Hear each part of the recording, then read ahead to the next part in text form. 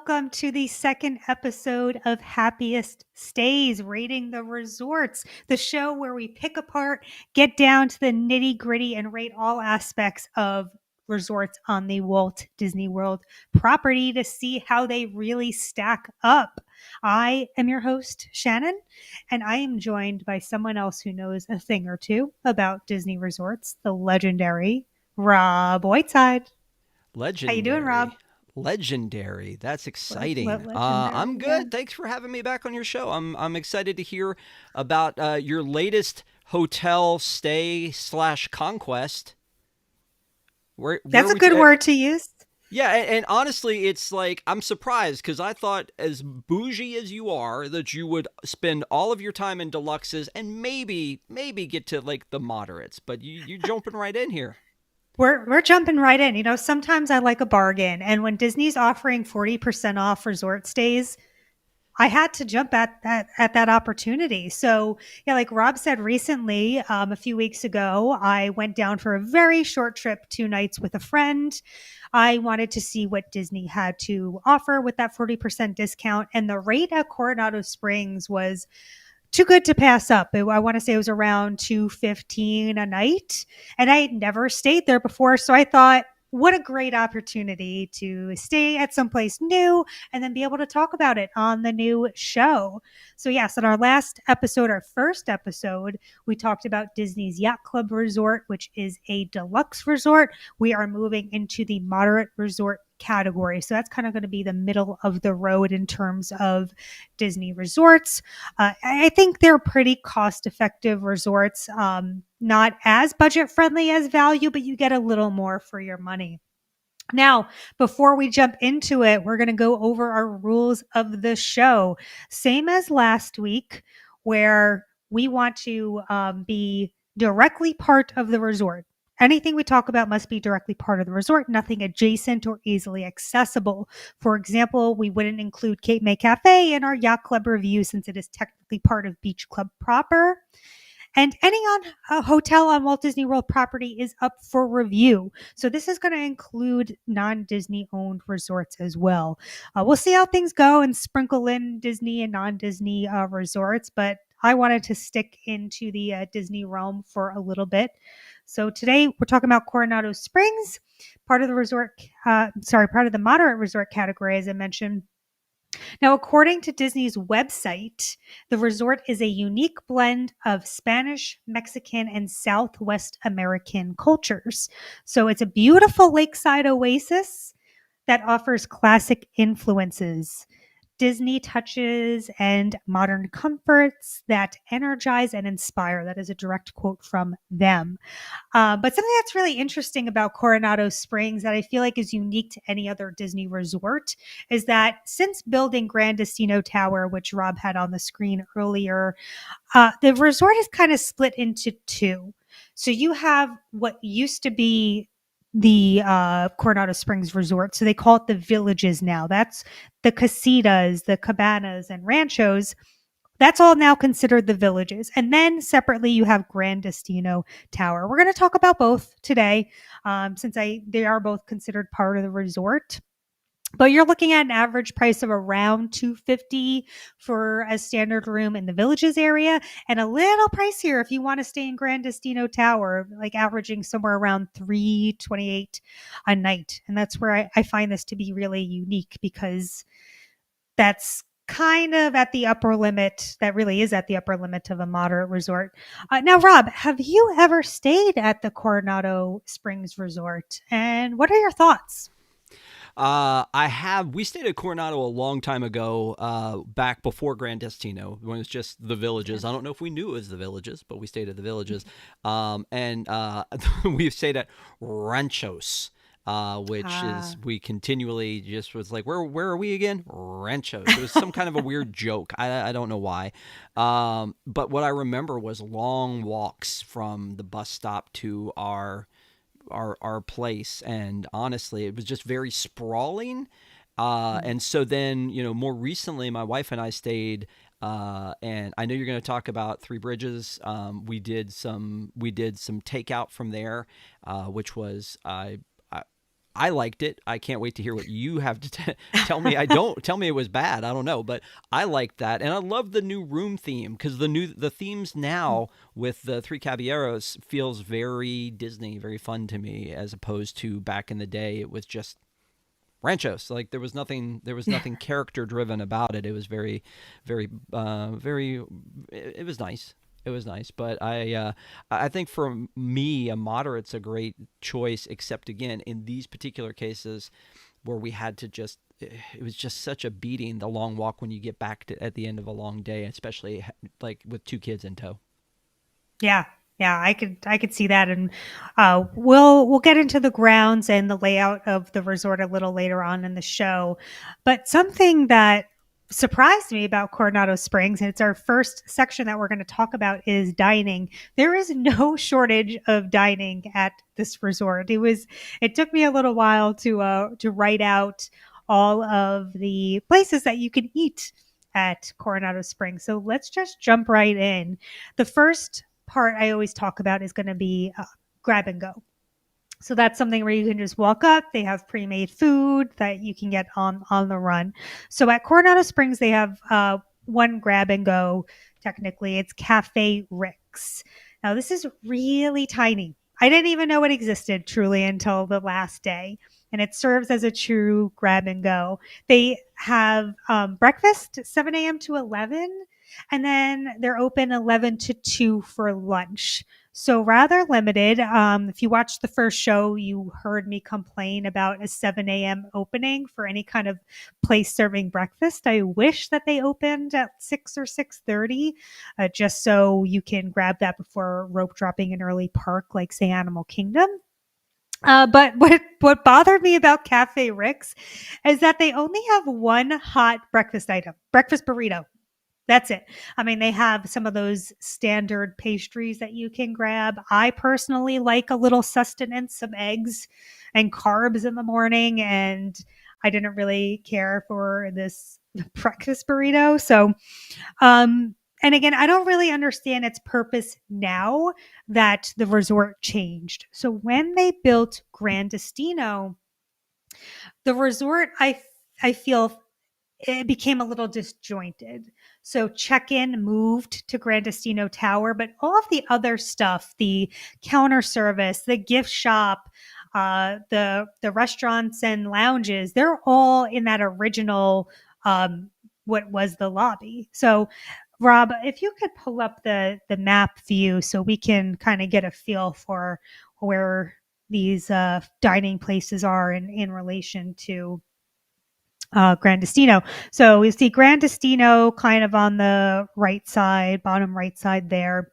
Where you see those letters, I think it's like BKL, that's where you're going to find Cafe Rick's, as well as the counter service locations and the most of the bars and lounge. I guess some of the bars are in Gran Destino as well. But that's just to say, if you're paying a little extra to stay in Gran Destino Tower, you do have to walk a little bit to get to some of these areas. And Cafe Rick's, I think it made a lot more sense when everything was there, maybe the bus stop. So I don't really know who's going there to get it. Long story short, I've given that a 1, which is probably pretty harsh, but I just don't understand its purpose. Rolling along to the counter service. Now, Rob, I'm assuming since you stayed there, you utilized this counter service. And if so, how did you think it stacked up compared to other resort counter service locations? I honestly, it was very on par. I think with the other ones that I've seen, Port Orleans maybe, and I'm trying to think where else I would have gone to a counter service like this. It feels very food courtish, I think, Mm-hmm. the way that it's set up, and it's just like a big hall. And I remember we would go and like check it out in the morning, and then get on the bus from there and go wherever we were going. So I think it was okay, but it was now that there are other options there, I'm not sure how excited I would be about this one. Hmm. Yeah, yeah. I snapped a picture of this because I agree with you, Rob. It felt more to me like I was at any other hotel and not a Disney hotel. Like it didn't give me the theme or the warm and fuzzies of a Disney resort counter service location. And maybe in my head, I'm comparing it too much to like the Mill at Port Orleans, which I think is just top tier Disney theming. But yeah, I just felt like I could have been any place else. However, I will say, I had breakfast there a few days and I thought they had a really big selection and it was pretty roomy where you get all the food. I had a friend with me who she's definitely more of a coffee snob than I am, and the coffee bar area, we really enjoyed it. Truthfully, it probably was Joffrey's, but when we got lattes in the morning, it was good. So they serve breakfast, lunch, and dinner. And what I also liked about it is they have a good variety. So, the resort is themed to Mexican and Spanish feel. And I do feel like a lot of the dining is repetitive at this resort. But they do have your standard pizza, pastas, burgers, and then bowls and Mexican food as well. So large, you could see there's plenty of seating. You can't even see the whole left side of the picture. There's a whole seating area there as well. So it was nice to have, it was pretty easy to get a table. Plus, they have agave straws. And if you know, you know. No one likes drinking their coffee and their paper straw is falling apart. So that was cool. Um, I'm giving this one a 3, which I think is generous considering it falls flat on the theming. But because they had really good coffee, because they had a really big selection and it felt roomy, both in the food where you get your food and both for the seating area, I think it's deserving of a 3. Next, we'll move on to Siesta's Cantina. This is going to be the pool bar. So this is next to the feature pool and the dig site area. The food is again themed. I love that they have quesadillas and tacos. They also have burgers and salads, but their appetizers were really out of left field. I think someone got the free reign to be creative and like good on them, but to me, it did not make sense. So their appetizers included flaming hot Cheetos mac and cheese bites and kielbasa kettle chips. Now, Rob, do either of those sound appealing to you when you're swimming in the pool on a hot day in Central Florida? No, no, I don't Like, know. let me I sweat with some flaming hot Cheetos. I mean, flaming hot Cheetos though it sounds like fun on one side and it sounds like basic on the other side. So like, and I know again you like your stuff a little more upscale, so I can I imagine do. like something that generically said Cheetos on it probably wasn't in your wheelhouse. But kielbasa kettle chips. Tell me how that fits into the theming. I don't know. I don't know. I mean, again, I'm shocked that they have food at this because it looks very much like just a pool bar.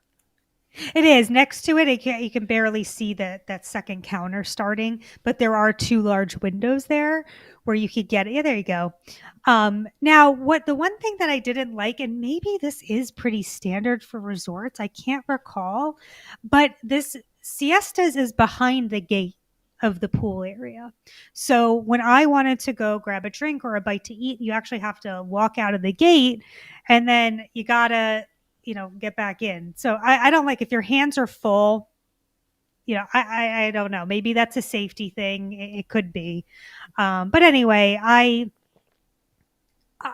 why are there no chips and salsa? That's what I want to know. So what? I'm hanging out in a pool. It is a Mexican, Spanish themed, and there are no chips and salsa. Um, it's open 11 to 9, and then it's open 10 a.m. to 10 p.m. in terms of getting alcoholic beverages or drinks. So I don't know. I think it's a 2. I think it's good enough. I know. Is that a little harsh, Rob? I Not don't like no, those not but you, kielbasa you chips. you have standards. You have standards, and again, it's I all do. I Disney. do. Like it's something Disney to me is better than something not Disney. So you're Sure. judging it within the Disney bubble. You're judging it, and Right. obviously there are better choices out there. I love that there is Hispanic or like Mexican food here. Hmm. Like I don't know that there's enough of that on grounds. I don't know if there's enough like Pan Asian choices on grounds either. So True. Yeah, that's a good point. Well, we'll move over now to the last. Now, this place is kind of used both ways. So Barcelona Lounge, I'm rating this just as far as it goes for a counter service location because it is also a bar in the evening. So Barcelona Lounge, they're coming in with that 6:30 a.m. opening. Like, good for them. Yay. So that's going to be really convenient for those staying at Destino Tower. It is a pretty nice atmosphere, and they have more hot breakfast items, which compared to Cafe Rex. So you have some hot breakfast sandwiches. They even have specialty coffee, which I think that's really kind of going above and beyond with the theming. They do still have your run of the mill Joffreys, but then they have specialty Spanish coffee. So good on them. Also have pastry. So I'm going to give them a 3. That's going to round out our counter service rating to 2.7. So it's not the best, but it's not the worst either. Personally, I think the options are all right. Now, lounges and bars. Rob, do you know what the Laguna Bar is? I don't know the Laguna Bar because again, we only did Three Bridges. I'm waiting for you to talk about Three Bridges. All But go right. ahead. Well, Let's all tell me right. We'll about get there. tell me about Laguna Bar. Laguna Bar caught my eye. Let's see if we can find it on the map. But when I walked out of the back of El Mercado um, to the outdoor area, I believe it's that. I can't, is that J or I can't see. J is on the water there. Let's see. J Yes, is Laguna yes, Bar. Yes, that is correct. yes. J. Perfect. Yep. Great. So it's this little bar that sits by itself outside on the walkway. And I'm thinking to myself, what is the purpose of this? Because it's really tiny. There are some bar seats, but it's really weird. I mean, it did dawn on me that it probably serves a good purpose. Coronado Springs is a convention center. They do have a rather large convention center. So I imagine that as folks file out of the conventions, they just hit this bar right on their way, before dinner or going back to their rooms. So, although it surprised me, like what is it doing here? What is its purpose? I did a little more research and I learned that they first of all they specialize in tequila and mezcal, so sticking with the theme, great. They also have a really large food menu, and it does come from inside from Cafe Rick's. Yeah, here it is. It's just I don't know why. It's funny to me.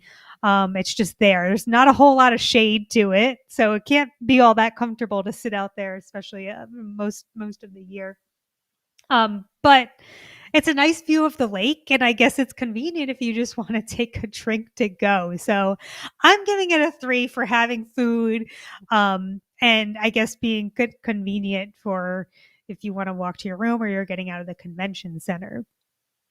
Now, heading back to the Barcelona Lounge, which we just talked about, that is open from 3 p.m. to midnight. Midnight feels really late. I don't think you see a whole lot of Disney lounges that stay open that late. I think, again, it's convenient for those staying in Destino Tower. I didn't feel the need to go out of my way to it. Um, food is just a few Spanish style small bites. So there's nothing you can get as a meal. Something that I love about some of the lounges around Disney property. Last week, I talked about both the Ale and Compass Lounge at Yacht Club and Cruise Cup Lounge. You could order food there that would basically be a meal, flatbreads, burgers, etc. You can't really get anything that's going to give you a meal here, and for that I kind of had to knock it down to a 2. I promise you, Rob, we're going to eventually get to Three Bridges, but we're going to go Dahlia Lounge. Now, Dahlia Lounge is at the very top of Gran Destino Tower. I didn't go on it to it this trip, but I have visited it on a past trip. What I really like about it is that there's a rooftop like outdoor area, which is really hard to come by in Disney. There's beautiful views. You could see Tower of Terror. Yeah, so it's really nice inside. Rob, have you been here before? Yes, I have. I have been. As a matter of fact, I think that the last trip that I took, we went to Dahlia Lounge and got. I feel like, am I remembering that they have beignets? Is that right? I Oh, I don't can't know. remember. There was some kind of dessert thing that we got from there. But yeah, the views are amazing. The outdoor seating is very cool. That they have those nice, comfy lounge chairs outside. And then, yeah, I think it's a really neat thing to be able to see across property from there. So I have two problems with that. Is like I don't love the fact that Gran Destino is sort of visible from a lot of places. Mm. That maybe it shouldn't be on property, but at the same time, being so tall, it gives you a great view of property from there. Yeah. Yeah. So I think that's what I loved most about it was the view and the outdoor area. However, I really hated my cocktail, and I know this just comes down to tastes and what people like, but it was, I guess, a Spanish themed drink, and I hated it. It's something that I thought was weird. I kind of understand why they had it, but thought it was weird. The TVs behind the bar, all they played was Destino on repeat. So Destino is I guess you'd call it a short film that Walt and Salvador Dali worked on together. And it's kind of bizarre. It's kind of out there. It's like, I like, what is happening here? It was just weird to me. So I, By I the would way, normally give this a two. Oh, go ahead. I was gonna say, by the way, I looked it up and it wasn't beignets; it was warm churros that we had. Oh, I feel okay. like they were I they like a were tied churro. up like pretzels or something like that. They were not your normal churros. They were Oh, so bites probably or like something else. in Spain, I went to Spain many years ago, and their churros sometimes can be like a loop de loop look. Yeah, it But was kind of like um, that. Yeah, sorry. I wanted to make sure to correct myself on that because I was like, it yeah, was something sweet, but I can't remember. It doesn't like that wouldn't fit the theme for it to be beignets, so it was warm churros. yeah, Sorry. yeah. It's not a. I I struggle because part of me thinks I would never go back here. I wouldn't go out of my way to go there, but I do love that outdoor area. I don't think it's enough to make me want to come back. But I'm going to give it a 3, and I'm giving it a 3 because it is rare to have a rooftop seating area outdoors at on Disney property. Now, heading over to Rick's Sports Bar and Grill, I have always heard terrible things about Rick's, but again, I'm going to talk about it right now in terms of the lounge. It's boasts 31 TVs. And since ESPN Club is gone, I have found it really hard to find places on Disney property where my husband can watch a game. I feel like most of the times we go to Disney World, he's like, something's on that he wants to watch, whether it's a golf tournament, a football game, a baseball game, what have you. uh, since we normally stay at the Epcot resorts, ESPN was his very easy go to, and now that doesn't exist. So I think if you're staying on in Coronado Springs, like this is a big plus if you are a sports fan and you do enjoy, like at the end of the night, just relaxing with a drink and watching a game. I'm this. I feel like this is going to be really generous, but I'm giving it a 4 only because again, it is like it has this element of it is hard to find on Disney property, and that makes it special and that makes it good. So last but not least, we have siestas again in terms of just the bar. There were plenty of seats. It was shaded. I'm not going to go on much further about that. Full bar, I'm giving it a 3. And overall, lounges, bars at Coronado Springs is going to get a 3. So Coronado doing pretty good in the lounge category. Now, hang on, folks. We're almost done with our dining here, but we are going to move into the very last section, and let's let's just start with Three Bridges, and I'm going to open it up to Rob.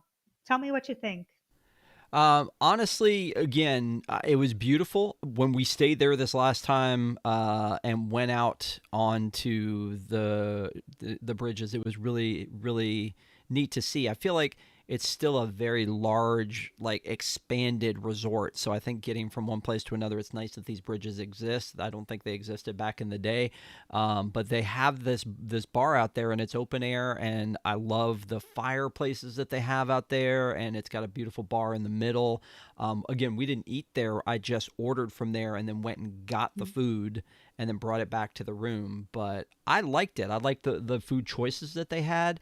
And again, it was open fairly late, and we could do mobile order and pick it up. So yeah, I enjoyed doing it, and I think it's beautiful to look at as well.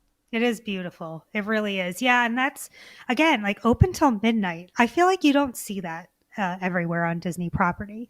But you know what did bother me, Rob? It's only open from 4:30 to midnight. Like why do we not have this open for lunch? Like that does I bother me. I feel like this resort, and I'm sure you're going to get into their fancy dining up next to Dahlia. But that one is there's particular days of the week it's not even open. So I think Yes. that I agree with you. It's if you were planning to come back to the room and then get changed for like say a hard ticketed event at night like the Mickey's Not So Scary or something like that, and you wanted to get a drink or a snack or something from Three Bridges, you're right, it's like you're gonna be pushing it then afterwards to get to your event because they Mhm. don't open until like you said 4:30. Yeah. I mean, you really can't get much better than being out on the water. It's covered in shade. So you get shade, protection from the rain. Although to get to Three Bridges, like you said, like you're going to be exposed to the elements. The only way to get to it is from one of those three bridges, which that's a cute tie in for the name, right? The menu looks good. Chips and guac. They have chips and dip. Finally, somewhere at Coronado Springs, you can get chips and dip. But I'm still going to give this a three because I think it is beautiful. I think they have a good food selection. Yeah, there it is, right in the middle of the right in the middle of Lago Dorado. But I think that that kind of adds. It does add to the beauty of it just sitting out on the water. Maya Grill. Rob, did you happen to eat here? Actually, let's. Which ones that we have left have you dined at? We have Maya Grill. We have Toledo, or maybe some people pronounce it Toledo, and then there's Rick's Sports Bar and Grill. Yeah, I even think Toledo may not be the right pronunciation of it. So, I'm gonna but say Toledo. yeah, I'm not. It's fine. We know where we're talking about. I have wanted to eat there just because it's a nicer experience and it's up there right next to Dahlia and it's a rooftop thing. Never eaten there. Again, the hours are not always conducive. Definitely, I've done Three Bridges, and picked up. I don't know why I keep wanting to say Three Rivers. That's like a barbecue place, right? Yeah. And so I've gone to Three Bridges and picked up food, and it's beautiful. And I've been in there, and then I've been. You know what? I was considering Rick's because the menu actually looked pretty good. Once we were in the Magic Kingdom, and I was trying to figure out a place where we could have dinner, and I thought about Rick's, but we didn't do it at the time. So. Yeah, only basically the food court and Three Rivers are the only ones I can speak to, and they were fine. They were good. Great. Well, let me give you my review of Toledo so you can save your time and money. Uh So oh. I, like you, really wanted to go to this restaurant. I heard great things about it. This is on the top floor of Gran Destino. It's right across the hall from Dahlia. So super convenient that you have a full bar right there next to the restaurant. It is Spanish themed, but again, like you said, Rob, only open from 5 p.m. to 10 p.m. and only open Wednesday through Sunday. So that's inconvenient. Yeah, the restaurant is absolutely beautiful inside. Now, I couldn't enjoy the views because I did eat here later in the evening. The sun was already down, so whatever. Again, this is probably me and my tastes, but the dish that I got, what I hated it. I really I don't know if it was I didn't like the spices in it. Something was off about it. Um, so I'm giving it I'm giving it a two or a three. I'm going to give it a three. We're going to give it a three because it is convenient. It is a pretty view. It does have the bar next to it, and a lot of people do like it. I really don't want to be biased by my tastes. So we're gonna go 3. And Rob, I'll leave it up to you to eventually try it if you want to. The Well, the I don't want to tomato now. bread. I will say the appetizer I got was a tomato bread, and that was delicious. But my main entree, it hurt. It hurts your wallet when you spend a lot of money on a dish at Disney World, and it's not good. Well, So and there's too many good places. That's the problem. I feel like exactly, worse yeah, than that. It's like if you live there and you can just go to any restaurant anytime you want to, it's not as devastating. But if you're planning a once a year, in a lifetime vacation, and you remember the last time you went to Maya Grill, it was good, but this time you're going to try, Toledo, then at this point you're like, I wasted it. I wish I'd gone to the other one. yeah, That's that's how I true. feel. Yeah, and that is how I felt too, because I did take a risk by going there again. I wasn't staying at Coronado. I went out of my way to go to Dahlia and Toledo. So yeah, but I'm going to give it a 3 because it is nice if you are staying at a resort. I like to have the option of a fancier, restaurant, not a sports bar and not just counter service. So fine. We'll go quickly through the last 2. So we have Maya Grill. Again, limited hours, not great. Open from 5 to 10. To me, this is the kind of place that you can walk up to and be guaranteed to get a table with no wait. So I guess that is a plus. But you're going to have the standard Mexican food: fajitas, tacos, enchiladas. I don't really see why this is here with the other options you have available. It's probably just because it's been there since the resort opened. I'm sure when you have larger convention crowds, it is just like a nice to have, but I'm giving it a 2. Like, in my opinion, no one really goes out of their way to go to Maya Grill. And last but not least, Rick's Sports Bar and Grill. I think it's cool that this sports bar is open for breakfast, lunch, and dinner. And like you said, they have a really decent selection. So sure, maybe the food quality is not that great, but it's a sports bar. You get what you get. You get what you pay for. Um, I like that there's more, again, than just counter service breakfast, that you can go to a sit down table service restaurant and get breakfast. So I'm going to give that a 3. So similar to the lounges, table service coming in strong with a 3. So Coronado, I think it really, I think it benefited them that they had so many options. So some of the good outweighed the bad here. That's going to be a wrap on dining. So overall, if we're to look at our grab and go, which was a 1, our counter service, which was a 2.7, we have lounge and table service both at a 3. It does put it at a 2. Um, so womp womp. Oh well. Oh well, you know what? At the end of the day, you do get variety, so you got to give it some positive notes But there. again, I mean, comparing it to Yacht Club, I mean, it's a moderate, so you wouldn't Yep, expect it to be as high as something that has Ale and Compass and all of those other exactly. choices that they have. So, yeah. Yeah. All right. Well, we're going to roll right along to transportation. So there's not going to be a whole lot to talk about on this one.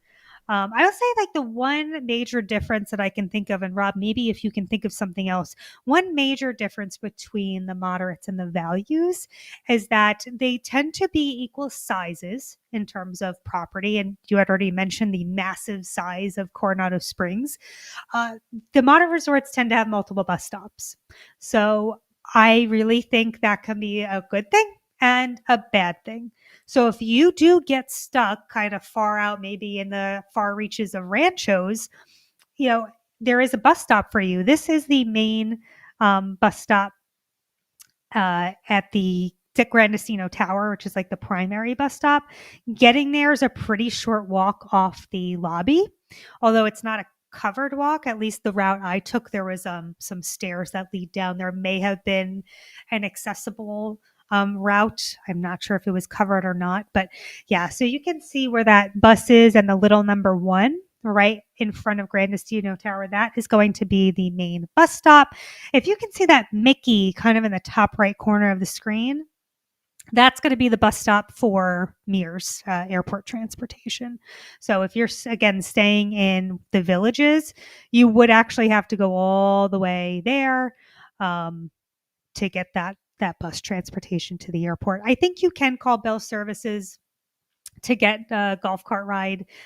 Don't quote me on that. I personally just walked. But let's pull that map back up, Rob, because I want to talk about some of the other bus stops. You had mentioned that the bus stop was a really far walk from your room, and if you look at number 2, which is on the far left corner of your screen, kind of top left corner, that was the bus stop I utilized. So I was staying in Casitas, and what really stinks is that you have to walk all the way through the parking lot to the far reach of, the main bus loop, which I kind of understand. It's efficient for the bus to just remain on one loop, but you're going to have to be exposed to the elements. It is a not a close walk. And I think the other downside is, yeah, that's great that I have a bus stop closer to my room than the main bus stop at Gran Destino Tower. But then that bus has to stop at all the other stops and the bus gets full and you can't get on it. I don't know, Rob. What do you think about that whole concept? Well, I think you talked about this a little bit again on the yacht club example of the buses is when, when it shares with another resort and you're like, which one am I going to get? You want to be picked up last and you want to be dropped off first. That's Yep. really what you want.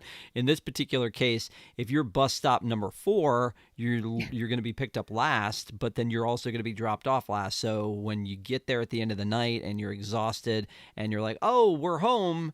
And then it's like, okay, we're going to pull around to bus stop 2, but then someone needs assistance in getting off, and then we're going to Oh, pull a yeah. bus stop number 3. I think in this case we may have even like gotten off and just walked across the property Yeah. at the end of the night because we were just like we don't want to wait for this. So this is the hang up that I have. I think in general with buses is as you know, I'm a Skyliner guy. I know you hate the Skyliner, but I kind of avoid the places that only have buses. So I mean, this to Yeah. me is a big vote down for this particular resort. And usually, if I come and I have a car, that's not bad because most of these places you can pull up close to where you're going to stay in the parking lot. So I think that Mm. factors into transportation. If you're driving and you can pull right up to your place, as opposed to you Sure. pull to a main, like the deluxes are all one main parking lot, and then you have to go into the main building and then go off from there. This one you can maybe even pull up depending on where your room is, right in front of your room. Yeah. That's a good point. Yeah, and I'm going to be generous here, and I'm giving the bus a rating of 3, or transportation for the bus specifically being a 3, because you have the option of having bus stops closer to your room. Um, But yeah, as you can see across the board here, there's a big fat zero. There's no monorail there. Zero for Skyliners. No Skyliner stop. There's no boat, and there's no way to walk to a theme park. So you're really just trapped with a bus, or if you have a car, those are going to be your only ways of getting around Disney property. So that doesn't even get us to a 1. Poor Coronado Springs at a point 6 for transportation. Womp womp. Not the place that you want to stay for transportation. So let's move on over to rooms. Now, Robbie had already mentioned the theming. What's interesting about Coronado Springs, though, is your experience will vary depending on if you're staying at the villages or if you're staying in Gran Destino Tower. They're very different.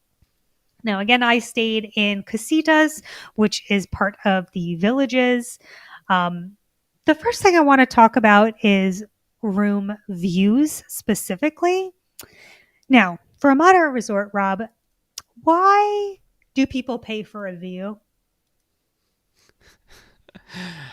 That's a very good question. I don't know why you would pay for view. Honestly, as I'm flipping through the DisneyWorld.com, if I'm looking for a room, most of the time I'm gonna pick whatever's cheaper. If I'm staying at a moderate or a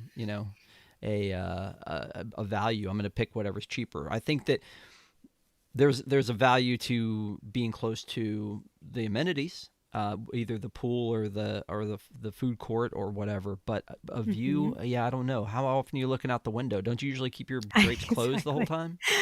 Yeah, that's what I was to say. I took a picture of my particular view for this day. Same thing, Rob. I paid for the most standard room I could get because I don't understand paying for a water view room when you're at a moderate. These moderate resorts are what I would call a motel style. So your door is going to be directly outside. There are no indoor hallways. So that means that if you have your windows wide open, and sure, maybe you have a beautiful view of the lake, people are going to be walking right by your room to get to their rooms and they can see right in. So I'm personally never going to have my windows open. I know that, yeah, this is my view. And now I'm gonna say something. For a standard view, quote unquote view, is not bad. Even though I was facing the parking lot, there's green grass, there's trees. So it's not like I'm looking at an HVAC unit. Okay. So I'm going to be generous and give the village room views a 2. If you want to keep your window open, I don't think you should pay for a view personally. For these resorts, if you are going to pay for anything, it's going to be a quote unquote preferred room, and that's when you're going to be like closer to the amenities or bus stops or whatever. But Destino rooms, on the other hand, because it is a tower, which, there are not many resorts on Disney property where you get, there are not many tall towers that you can kind of see out of. You do get the beautiful views. So unlike the yacht club, I talked about how if you're staying on the Crescent Lakeside, you're like almost guaranteed to get a beautiful view. But if you're not, the front of the resort, there are really not a lot of good views. So that kind of stinks.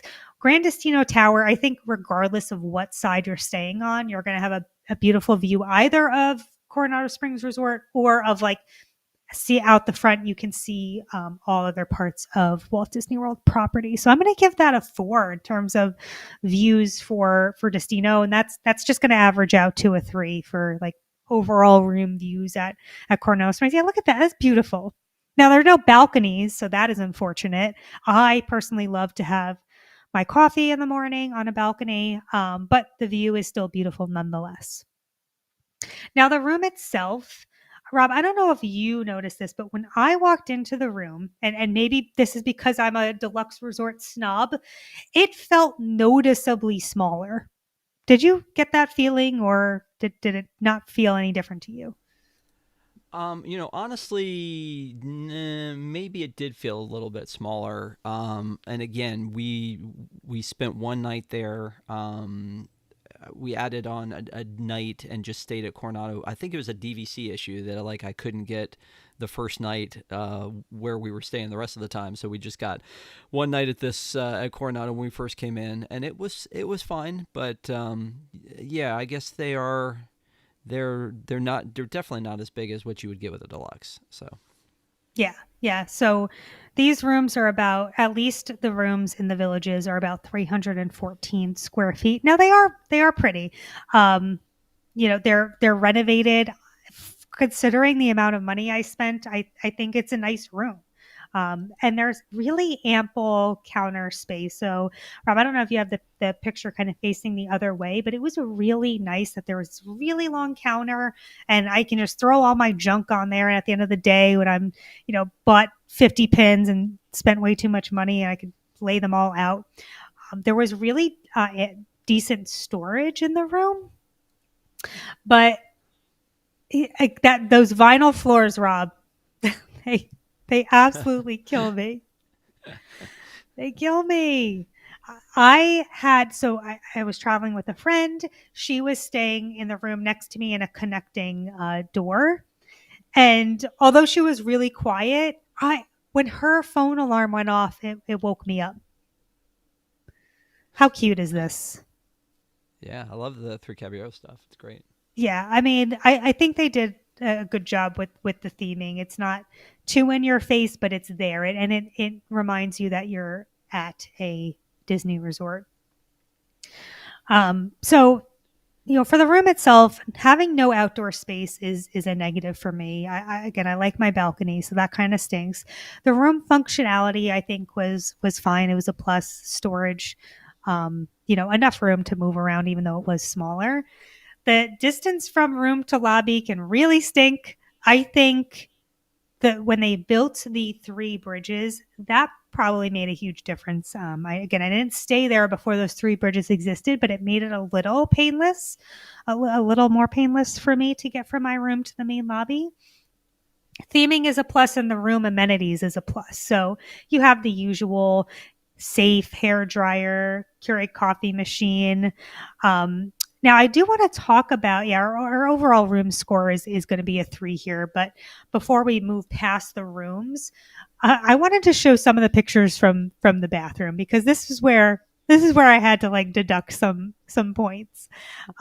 So the room style was similar to a lot that you'd see across Disney property, and Yacht Club had the same thing, where you have doors that separate the bathroom area from the main room. Now look at that. What is that? A 1 to 2 inch gap in those doors? That is as far as they would close. So I don't know what kind of privacy that it's not going to give you complete privacy if you're sharing the room with someone else. That bothered me. But I guess it's still nice that you have some kind of separation. Now, we need to talk about this little ledge here. Do you see that little ledge, Rob? I do. Isn't that for like a bar of soap or something? I don't know. What is that ledge for? Oh no, see, the woman, if you know, you know. But that is where you can prop your foot up and easily shave your legs without bending over. I think that's great. It's like a new thing, and the fact that they're thinking about that is honestly really great. Like, it was such a nice touch, and it even had like a rough surface to it, that so that your foot didn't fall off. So if you shave your legs, that's a plus. Now, do you see anything weird about this picture, Rob? The fact that it touches the ceiling in one place and it doesn't on the other side. Is that what No, we're can talking you, about? I so the placement of this towel holder is like wedged in this corner that you can't get into. Oh, So I don't know if you can move down a little bit in the picture, but there's not a lot of room between the toilet and the shower, like a very small space. So I kind of had to reach, and I am a short person. I don't want to be wedging into the corner of the bathroom to hang up my towel. And just that little toilet room in general, I really hated it because it was one shade of a brown beige and there was no artwork. Disney, please, if you're listening to me, just put another picture in there, put another picture of Donald, something that's themed to the resort, because it every time I'd go in there it just felt plain. Yeah, again, this is the storage area.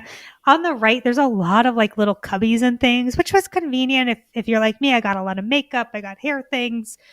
So lots of places to stretch out, and even cubbies underneath. So overall, I think the room is functional. I think it's comfortable and it's nice. I really hate the flooring because it makes for really loud neighbors, but overall, um, not bad, especially for the price you're paying. Now we'll move on to kind of one of our last segments of the show, where we're going to talk about the resort itself, recreation, amenities, the location on property. So first, let's talk about the feature pool.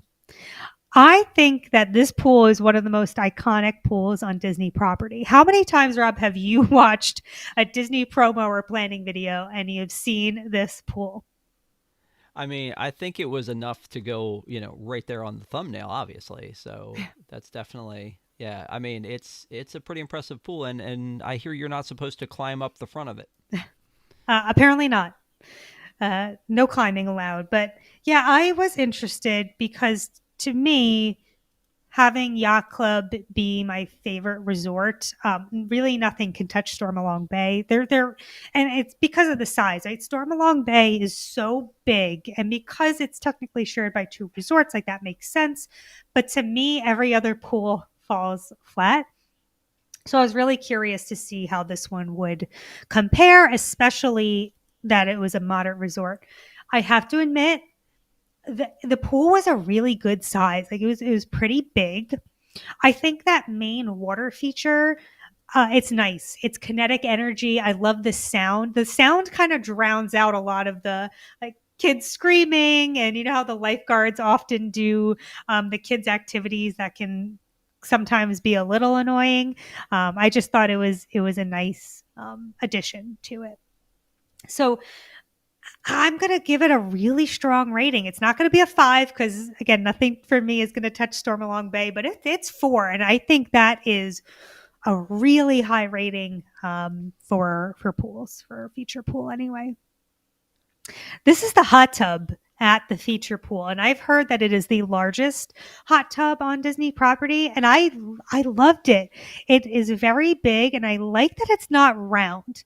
There's a lot of little nooks and crannies so that you're not just awkwardly sitting there and someone is on the other side of this like small circle looking at you. So that also added to the high rating of their feature pool here. So kudos to you, Coronado Springs. You did a good job. Pools are important, especially in Central Florida.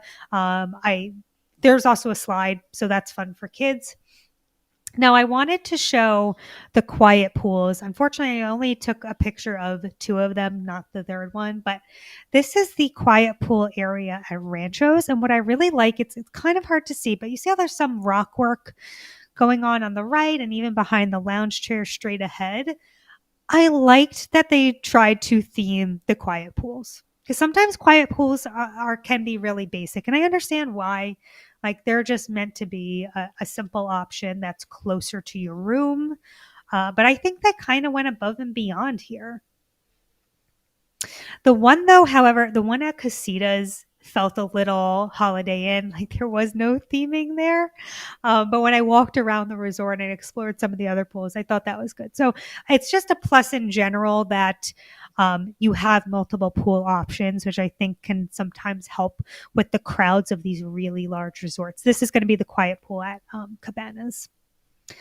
Now, there is a fitness center, which I think is a plus, and there's a playground and turf area. So there's a playground next to the pool, but then there's a rather large turf area behind Gran Destino Tower. So I do not have children, but when I went with my niece, I realized how important it is for kids to be able to just have a space to run around. So having a turf area, there was one over at the boardwalk, not at Yacht and Beach. So I realized that like it kind of stunk that Yacht didn't have one, and it's nice that there is one at Coronado Springs. So overall, for kind of like this other category with the quiet pool and fitness center and playground turf area amenities, overall, I'm going to give it a 3, which again I think is a pretty solid score for a moderate resort, nonetheless.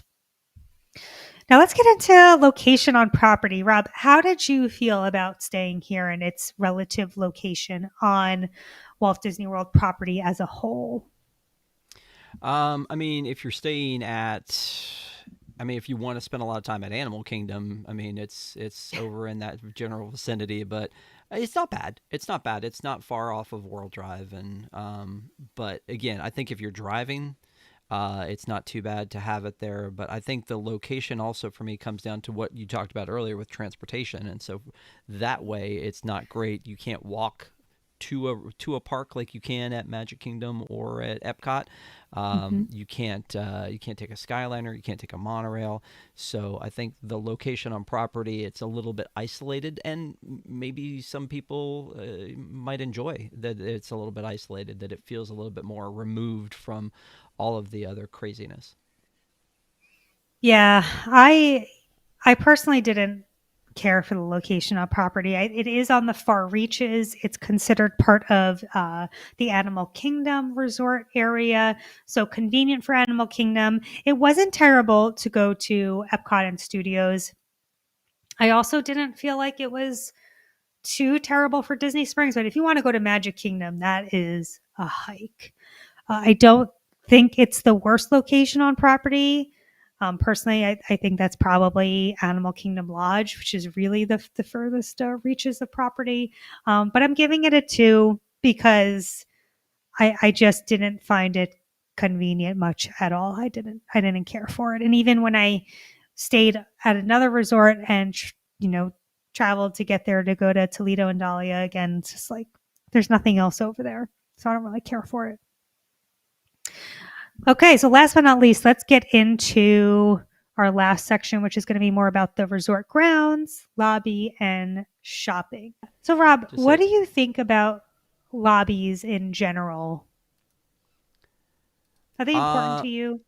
yeah, I mean, if I'm coming into the Grand Floridian or the Animal Kingdom Lodge, and that lobby, that entrance is magical. Honestly, it's amazing. And as opposed to going to, say, Saratoga Springs, where as long as you've checked in online, you don't have to go to the lobby. But I mean, Hmm. it's nice, but it's not as grand as some of the other lobbies. And as a little kid, or even younger, I remember having to check in the lobbies, and that's your first foray into your Disney trip, is the lobby. So something like the Polynesian, something like the Fort Wilderness Lodge. Like, I mean, the Wilderness Lodge is beautiful, breathtaking. When you walk in, it really kind of gives you that feeling of, we're at Disney. Welcome home.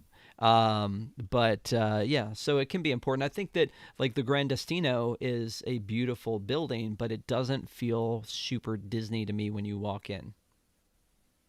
Agreed. And it initially gives you this feeling of, wow, this is really beautiful and grand, but then it's not. And that's very confusing to articulate. But I feel like you walk in, you're on kind of the second level, you can look over, you see the big window and the pillars. But downstairs, you have the Barcelona Lounge down there, but there's really nothing else. Like, it kind of leads to nowhere. To me, it's very similar. I'll say, not, I shouldn't say similar, but it's a step above Riviera. Like Riviera, in my opinion, we'll do Riviera one day. That lobby, goodness gracious.